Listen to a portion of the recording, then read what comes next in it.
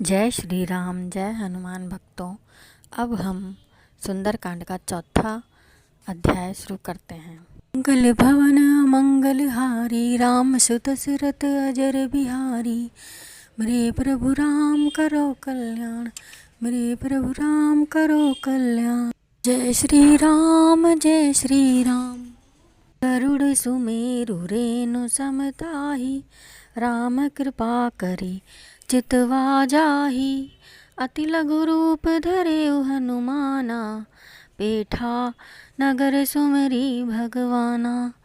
इसका अर्थ है, और हे गरुड़ जी, सुमेरु पर्वत उसके लिए रज के समान हो जाता है जिसे श्री रामचंद्र जी ने एक बार कृपा करके देख लिया। तब हनुमान जी ने बहुत ही छोटा रूप धारण किया और भगवान का स्मरण करके नगर में प्रवेश किया। मंदिर मंदिर प्रति करी शोधा, देखे जह तह अगणित जोधा। गयो दशानन मंदिर माही, अति विचित्र कही जात सुनाही। उन्होंने एक एक महल की खोज की, जहाँ तहाँ असंख्य योद्धा देखे। फिर वे रावण के महल में गए। वह अत्यंत विचित्र था, जिसका वर्णन नहीं हो सकता। शयन किए देखा कपितेहि, मंदिर महुना देखी विदेही। भवन एक पुनि देख सुहावा, हरि मंदिर तह भिन्न बनावा।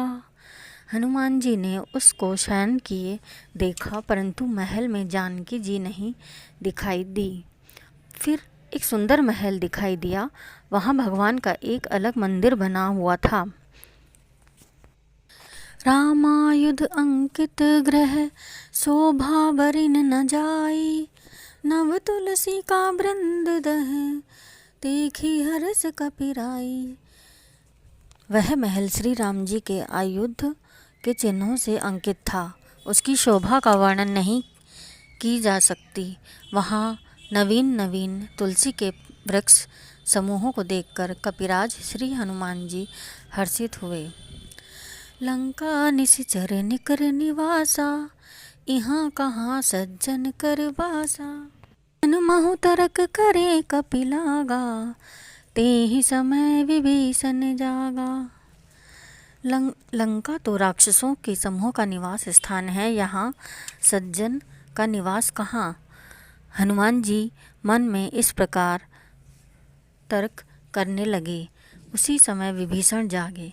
राम राम ते सुमिरन कीना, हृदय हर्ष कपि सज्जन चीना। एहि सन हटि करिहूँ पहचानी, साधु ते होई न कारज हानि। उन्होंने राम नाम का स्मरण किया। हनुमान जी ने उन्हें सज्जन जाना और हृदय में हर्षित हुए। इनसे हट करके परिचय करूँगा, क्योंकि साधु से कार्य की हानि नहीं होती, लाभ ही होता है। विप्र रूप धरि वचन सुनाए, सुनत विभीषण उठि तह आए। करी प्रणाम पूछी कुशलाई, विप्र कहू निज कथा बुझाई। ब्राह्मण का रूप धरकर हनुमान जी ने उन्हें वचन सुनाए। सुनते ही विभीषण जी उठकर वहां आए। प्रणाम करके कुशल पूछी। हे ब्राह्मण देव, अपनी कथा समझाकर कहिए कि तुम हरि दासन मह कोई, मोरे हृदय प्रीति हति होई। कि तुम राम दीनी अनुरागी, आयहु मोहि करन बड़ भागी। क्या आप हरि भक्तों में से कोई हैं? क्योंकि आपको देखकर मेरे हृदय में अत्यंत प्रेम उमड़ रहा है।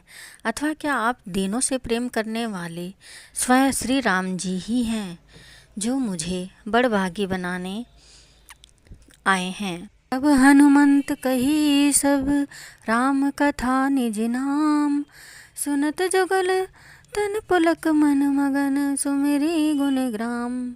सियापति राम जय जय राम, मेरे भगवान करो कल्याण। तब हनुमान जी ने श्री रामचंद्र जी की सारी कथा कहकर अपना नाम बताया। सुनते ही दोनों के शरीर पुलकित हो गए और श्री राम जी के गुण समूहों का स्मरण करके दोनों के मन मग्न हो गए। सुनहु पवन सुत रहनी हमारी, जिमि दस ननहि महु जीव बिचारी। तात कबहु मोहि जानि अनाथा, करहिं कृपा भानु कुलनाथा। हे पवन पुत्र, मेरी रहनी सुनो। मैं यहाँ वैसे ही रहता हूँ जैसे दांतों के बीच में बेचारी जीव। हे तात, मुझे अनाथ जानकर सूर्यकुल के नाथ श्री रामचंद्र जी क्या कभी मुझ पर कृपा करेंगे? तामस तनु कछु साधन नाही, प्रीति न पद सरोज मन माही। अब मोहि भा भरोस हनुमंता, बिनु हरि कृपा मिलहि नहीं संता। मेरा तामसी शरीर होने से साधन तो कुछ बनता नहीं और न मन में श्री रामचंद्र जी के चरण कमलों में प्रेम है। परंतु हे हनुमान, अब मुझे विश्वास हो गया कि श्री राम जी की मुझ पर कृपा है, क्योंकि हरि की कृपा के बिना संत नहीं मिलते। जो रघुवीर अनुग्रह कीना, तो तुम मोहि दरसु हट दीना।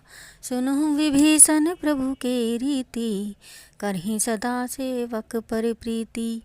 जब रघुवीर ने कृपा की है तभी तो आपने मुझे हट करके दर्शन दिए हैं।